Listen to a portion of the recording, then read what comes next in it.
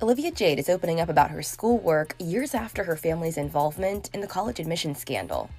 In a new episode of her podcast, Conversations with Olivia Jade, the 22-year-old shares that she was actually a dedicated student. There's a big misconception about me, I feel like, at least personally, where I get that comment of, you don't work hard. And it's like, I didn't have to start my YouTube when I was 14. I did put in a lot of work, and there's always rumors floating around, about my grades. She clearly didn't work hard. She must have failed school. And I don't even think I've ever said this publicly, but in high school, I had straight A's and I worked really hard at school. And it's just about debunking these rumors.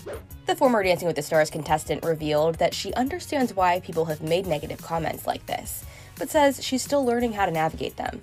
I am super aware that I've been given opportunities because of my parents, and I know that I live a very blessed and fortunate and privileged life.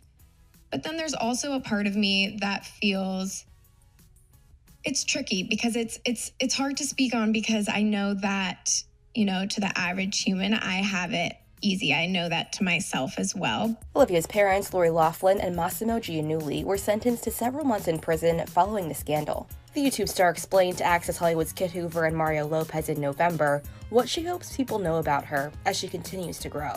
Well, for starters, I think the one thing that always got to me was people saying she doesn't have a work ethic, or, she doesn't work for anything and stuff, just that narrative.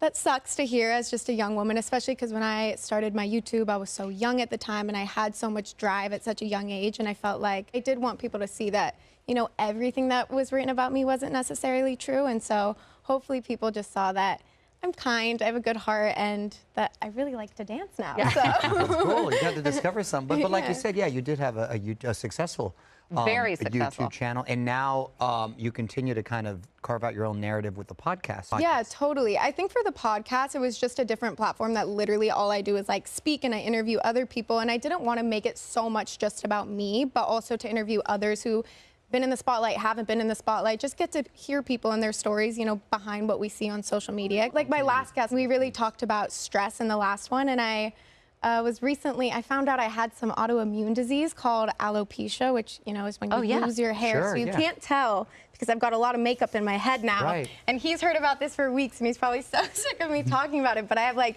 a massive bald spot on my head. So for instance, that's when one you stress thing. out, right? Yeah, I guess I lose my hair when I'm stressed. Sure. The body reacts differently. Yeah, Sure. and it really showed up physically on me. And so hopefully they just listen and hear that, it's not all glitz and glam like it seems